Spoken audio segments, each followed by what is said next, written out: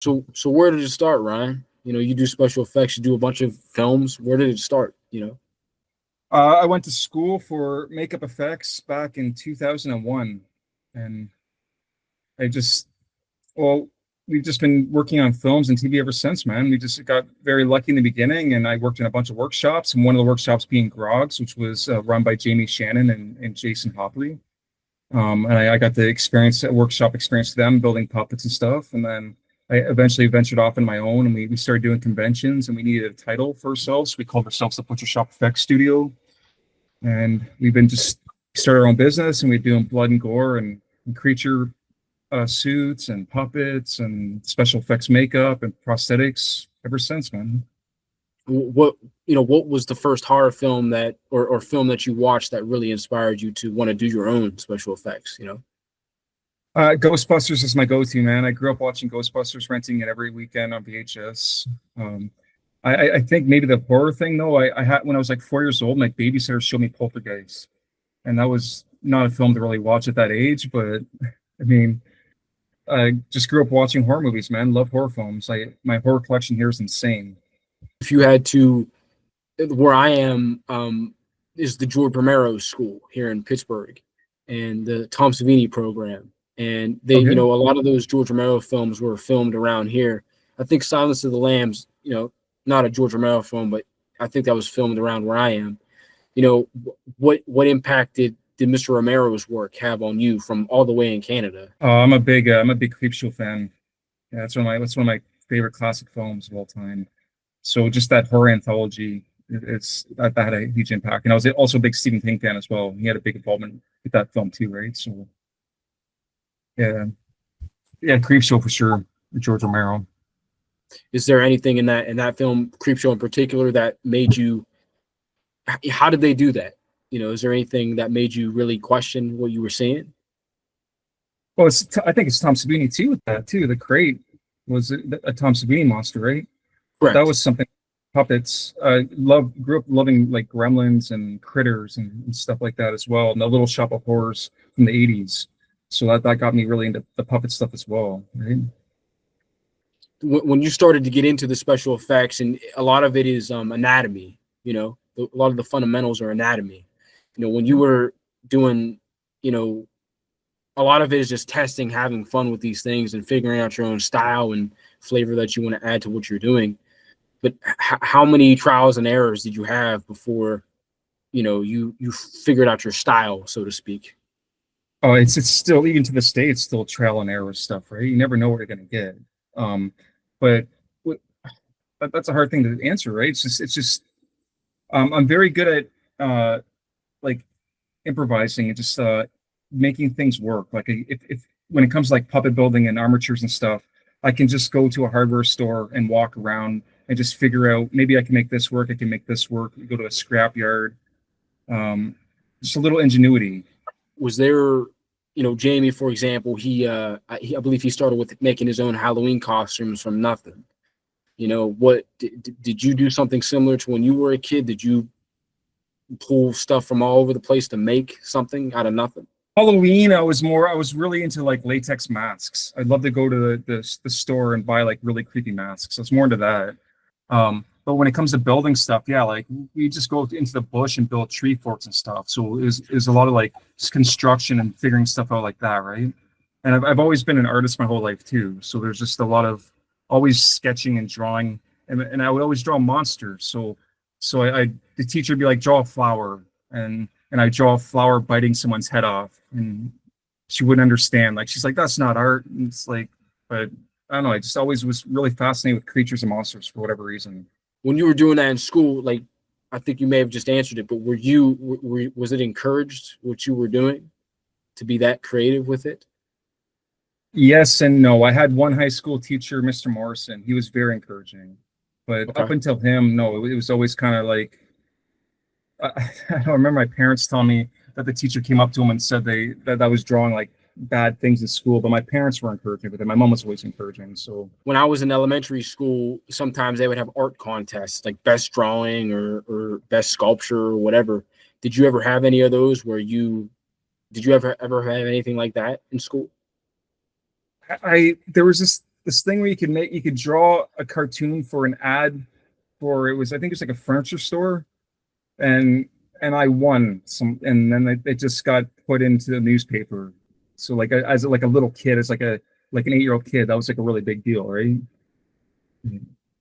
But I mean, I don't know. It's not. I never really like considered myself an artist until later in life, man. Like I just want to create and do my thing, and build monsters and have fun with it, right?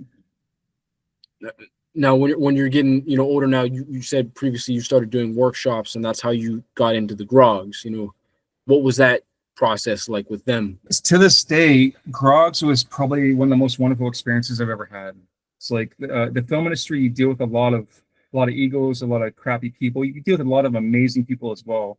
But my experience with Grogs and those guys, they were just so creative. They were so fun. They made everything feel like family, and they were just magical. Like Jamie and Jason and Todd Dollarson as well. Like they were just performers. They were artists.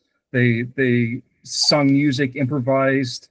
They were unreal watching live performances every day with these guys, and holding like 5 to 10 pound puppets above their head in this motion the whole time, reeling around in chairs, doing everything live action, like, and they made everyone feel welcome and like family. And it was still, like, to this day, still talk about it. Like Nanalan and Mr. Meaty and Apollo's Pad were the shows, and Big and Small were the shows I worked on with them. And it was just a wonderful experience all around, and I'll always cherish it.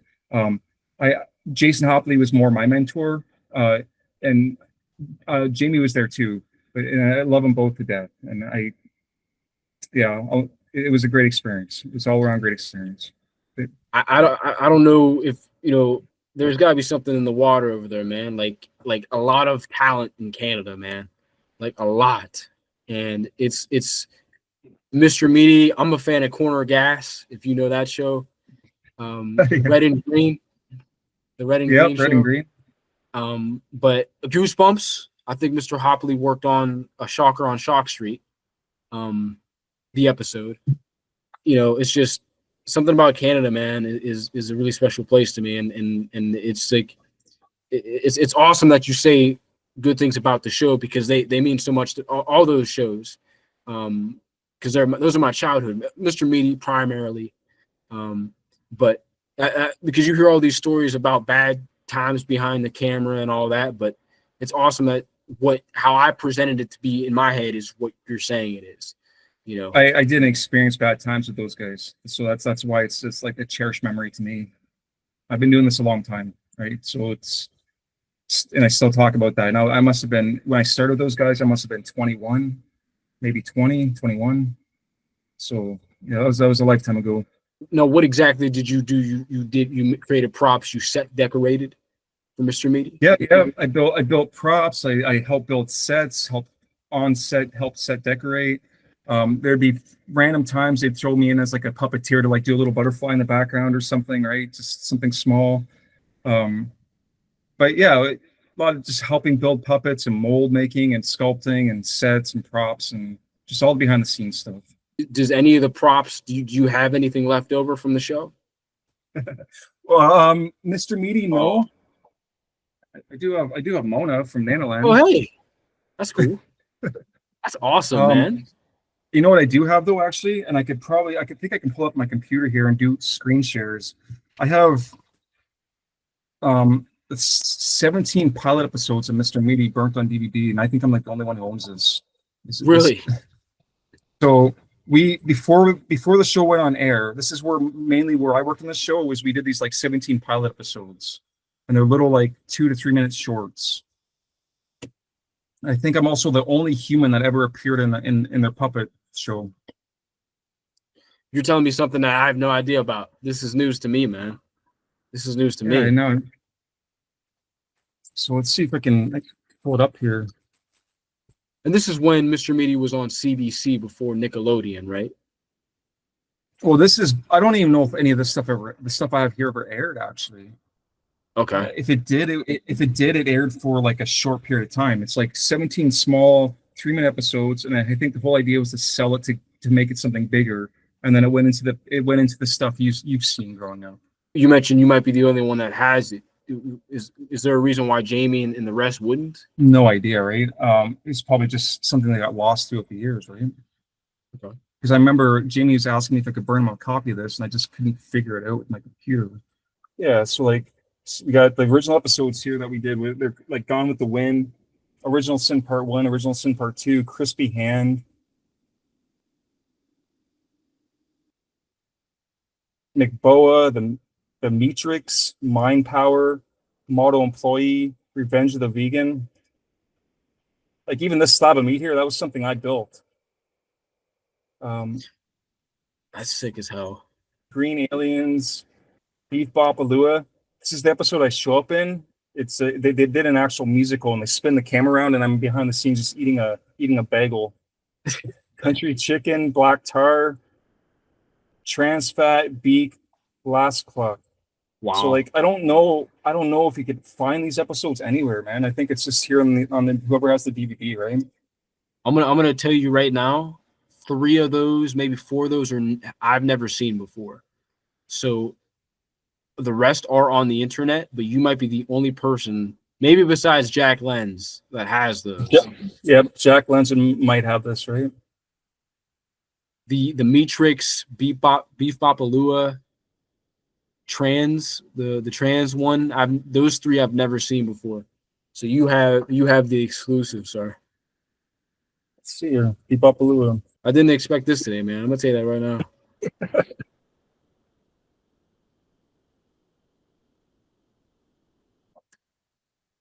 What happened to that slab of meat, by the way? No idea. Probably just lost in someone's shop somewhere. When the show was canceled, did you guys ever get, like, how does that work in television? Is it a quick cleanup? Do you get to keep what you made? How does it work? Well, the thing is, like the show is Jamie and Jason's, right? So I think it's all comes down to them, right? So I have no idea what happened to any of this stuff. Do you have any favorite episode from creating that show? I really like the crispy hand because I got to help build that crispy hand. He throws it in the deep fryer. I got to build some really disgusting stuff, and I think a lot of it I don't know if they showed it like in the pilot episode. They could show it. Like I got to make like little chicken embryos. Oh yeah, they were like, and he was like deep frying them and stuff. Like it's different things like that. It was just so much fun for me be able to make like roast props, right? He's like that. The show's all kind of based around fart and poop humor, right? Yeah. So, is a lot of that stuff latex foam? The props that you foam. Yep, exactly. Yep, latex, like mattress foam, carving stuff. And then a lot of it too is like sculpting and mold making. Like all the puppets were like hand sculpted and molded and run out of foam latex. No, do a lot of the I'm gonna tell you the honest truth. I don't like keeping secrets. I don't think it's a secret neither.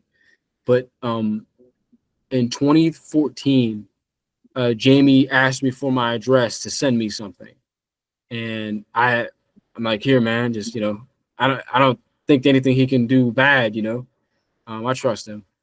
And in the mailbox, he gave me one of the puppets from the show, and it was the gourd puppet, the vegetarian guy. And, yeah, he because I would ask him all these questions about the puppets. What do they feel like? How are they constructed, et cetera, et cetera. And I can say I know what it feels like, and it's a weird texture, man. I have to tell you, Yep. I'm surprised. Surprised it's not rotted by now, right? You want to keep that in a cool, dark space. You can keep air out of it. The puppet looks intact. The hands are getting a little the paint's chipping. Yep. The color's probably faded, but he looks young as he did in the show, man. So it's great, man. Yeah, latex is a natural product at the end of the day, right? So it'll just kind of rot naturally over time with air and sunlight. So keep that in like an airtight container out of the light. It should last a lot longer. Do you know what happened to the rest of the crew of puppets? Because there was a lot on that show. No idea, man. I don't know. Right? So, after, you're working, creating the special like props for the show and things like that, after the show ends, you know, what happens next for you? I know you have a long catalog of independent films and you've done some major films as well. How does the show's canceled? How does that feel and moving on from that? That was a hard one because like I was saying earlier, like that group of people, they made it feel like a whole family atmosphere, right? And haven't seen a lot of these people in many years, right? A long time. So but the thing is too, I gotta kind of move on and do my own thing. Like the project was always Jason and Jamie, right? Like it's their baby. At the end of the day, I have to like move on and do my own thing, right? Correct. It depends though. Some people want to work for other people and work in other people's shops. Or like I kind of wanted just to build my own business, right? That was always my thing. I do have a couple questions for you on other projects, and then I want to talk about fully what you do today. I seen on your IMDb you worked on one of the Resident Evil films. Could you speak to that? I did grow up on that game franchise, and that holds a dear place in my heart. I have to tell you. Yeah, I grew up in that game franchise as well, man. I love that game franchise. Yeah, it was just another one of those things. Another same thing as like the Grogs. I got lucky and worked at another person's shop. At the time, it was Paul Jones. I worked for Okay. Paul Jones, and he was taking over that movie. And just for that one, I was just building behind the scenes. I think they were supposed to be. I don't know if they ever got actually put in the movie, but we were building like zombies that get. I think they get a bomb dropped on them, and they all get lit on fire, and they're supposed to be all these burnt corpses. So I was just replicating a bunch of burnt corpses, and then I got to sculpt the background zombie as well. So Okay. one of those prosthetics in that movie somewhere in all those zombies is one of my sculptures somewhere. Now, when you're Um, working on a yeah, very high budget project like that, as a special effects artist, what is the time constraint pressure feel like? How long do you have to do what you want, what you're there to do? that's the thing. Like people nowadays, they want to shoot a movie in 20 days. Like that seems to be the average. They want to do it so fast. When back in the day, they would spend months to years filming movies, right? But now they just want to rush everything out. The last project we just got off of, it's a really fun one. It's called Lice. I can only say a little bit about it. I can't talk too much about it, but it stars Justin Long and Emil Hirsch.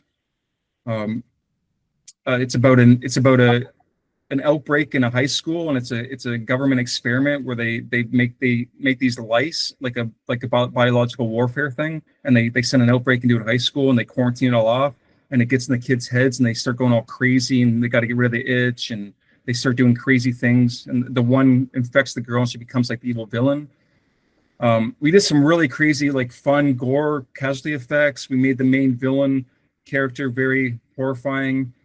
Uh, with that said, we had roughly like 2 months prep time for all that stuff. Is 2 months a good amount of time to do what you want to do? Yes and no. Like my company can get it done because we keep a lot of our old molds and stuff, so we can reuse things and rerun things and fabricate things. If you're building stuff strictly from scratch, brand new, then no, you need a lot more time and stuff. Just depends on how taxing the project is, what we're doing, right? Ryan, could you speak about the butcher shop effects and your company, exactly what you do today? Yeah. So like I was saying earlier, like we build full creature suits, we build puppets, we build prosthetics, anything fantasy. Definitely specialized in like extreme gore as well. Um, we have a YouTube channel as well that we've been working on for a few years, so you can see a lot of behind the scenes what we do there. Just the Butcher Shop Effects Studio on YouTube. We have a website www.thebutchershop.ca. That'll just basically we're all over the internet, man. We really promote ourselves. We're out there. So if you really want to see what we do, it's out there. We really do. We specialize in a lot of gore. That's kind of how we kind of got like typecast into the gore stuff. But we do it all, man. We do it all. We have a talented team that work with us as well. So over 22 years experience in this stuff. Do you have how would you say it? Do you have a project that you've been, I think the word is commissioned? What's your favorite project that you've worked on under your own company? so Oh, far? That right now we're almost done. We've put together a feature film. It's called High Voltage Horror. It's a horror anthology. It's very like very cheesy live action cartoony, with a bunch of horror shorts built into it, and everything's just like comedy and silly and gore. And we have a puppet in that as well. We have Carlos the cockroach, so we have a cockroach puppet. We have some really fun stuff coming up with that. So we're just in the process of we got to film probably another little bit more, and then it's all going through the editing process as well right now, and that should be out hopefully early next year, hopefully sooner. So High Voltage Horror, guys, check it out when we get that put together. It's gonna be a fun one. hell yeah, man. So that's our own kind of personal project, with Rabid Dog Films and the Book Effect Studio. You know, you obviously have all these years and experience in the industry, man. I mean, what's the best advice to young people like me in the same dream? You know, what's something that someone your age could have told you when you were my age? Just keep working and practicing. Use any time you can to keep learning. There's so much information out there, especially with the internet. Just keep learning from multiple sources. Do it yourself. Find what works for you. But just practice. Do your research and just do it. You just have to do it. There's no other way around it, man. It's not wake up and do it yourself. But it's just all practice. It's all trial and error. Information is out there. You just got to make it work. One of the other things that I did really want to ask you that I thought was really cool was, like I said before, you've done a lot of indie projects. You've done a lot of major stuff as well. What could you say is the difference on set between an independent production and a major, from your standpoint, anyway? Money. Really just money. It's like an independent project, you're eating pizza. A union project, you're eating like gourmet cooked chicken and like it really just comes down to budget, right? There's so much more on a union set. With an independent set, it can feel more fun at times. Where a union set I tend to find it always feels like very stressful and high paced, right? Because they are spending a lot of money every day and they have to get things done. So it seems to be a lot more yelling in your face on a union set. But everyone's different. Every project different. So and every crew is different. So I love independent work, man. Love it to this day. But yeah, at the end of the day, it comes down to like how much you have to make yourself to live, and it comes down to like obviously more money, better quality you're gonna get, right? On independent films, would you say, as a special effects artist, would you say that you have more room to pitch in new ideas if something doesn't work the right way? Yeah, but yeah, totally. But you can, even with union films, like that's just, it all depends on the people, the creative heads, right? It all depends on how well the producers and at the end of the day, the director trusts you, right? You work on a lot of things. You have meetings, and you have everything. You know exactly how everything's going to be. Everything's been planned, and then you get on set that day, and then someone throws a curveball at you, and it's completely different. So you just have to improvise and make things work too. So when you're working on these films, and of course I understand every project is different, but let's just say your company, you know, how many people would be working on? How can you tell how many people need to work on a certain thing, if that makes sense? Well, it just depends on what you're doing in the film, right? Like it's never a one-man show. It's a team, right? Everyone has their department. They're hired to do their thing, and you treat it as everyone knows their position and knows how to do their job, and you let them do their job, and it'll usually go a lot smoother, right? If you start dictating and demanding things of people when you're just one person, you have to treat it like a team effort. It's a big team. It's a huge collaboration between so many different personalities. That's what all the meetings are for in the beginning. And then you get on that film set and you let people shine, and you're going to get a better product. If you get on that film set and dictate and demand and tell them change this, do it this way now, that's when the ship starts to sink, right? I agree. The one thing I always highly recommend, especially in the independent world, is people want to make these films. They're doing this because they're passionate about it. Keep people well fed, keep people well caffeinated, and you're going to get a lot further. And just treat people the way you want to be treated. And you're going to get a lot more bang for your buck out of people. My final thing that I wanted to ask you, man, was if there's 3 films that would define your inspiration for your career that made you to where you are today, what would they be? It's so hard, man. Ghostbusters, original Halloween, third one, I like the whole Nightmare on Elm Street series. Like that's like 9 to 10 films, right? But Oh yeah. Since you said like, that, I got to ask you, what did you think of the remake, the 2010? let's pretend that one doesn't exist. Yeah. All right, man. I'm gonna admit it. I even think Freddy versus Jason's a fun movie as well. I think that's a fun movie. It's cheesy. What did you think about the Michael Bay 2009 Friday the 13th? I don't mind it. I wish they would have shown Jason, because I think it's one of the best Jason makeups of all time. But you don't really see it in the movie at all. You just kind of see a glimpse in the mirror, and I think it's like he looks so amazing. I agree. I don't know. That's all I really have to say about that one. It's very shiny, very Hollywood, which I don't mind. I don't mind. Yeah, it's okay. I just wish they would have shown Jason more, because his makeup was fantastic in that movie. Is there the final thing I just want to ask you is, is there anything that in horror films in general today, or maybe even special effects in general across the whole film industry, what are you seeing that, in your opinion, from your level of experience, what are you seeing that it isn't there anymore that was there in like the 80s or the 90s? What needs to be brought back to what makes us all love these movies? It's hard to say because just nothing's original anymore, right? It's rare to find a good original horror film. Like Hereditary and Midsommar felt very original. Well, those were really great things. Right? I don't know, it just seems to be remake after remake after remake. And with that said, there are some remakes I really enjoy. Like I enjoy the Evil Dead remake. I really enjoy that movie. Happy people are still making horror films. Just keep creating, regardless.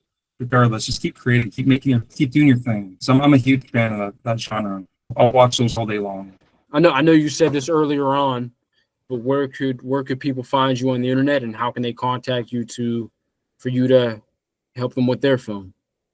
Our website, www.thebutchershop.ca. You can find us on YouTube. Just look for the Butcher Shop Effects Studio, look for the eyeball. Instagram, the Butcher Shop Effects, and then my name, Ryan Louagie. Yeah, you can find us. We're all over the internet, guys. You can find us. I appreciate your time, man. Seriously. Oh, thank you so much. Thank you so much, dude. I appreciate it, man.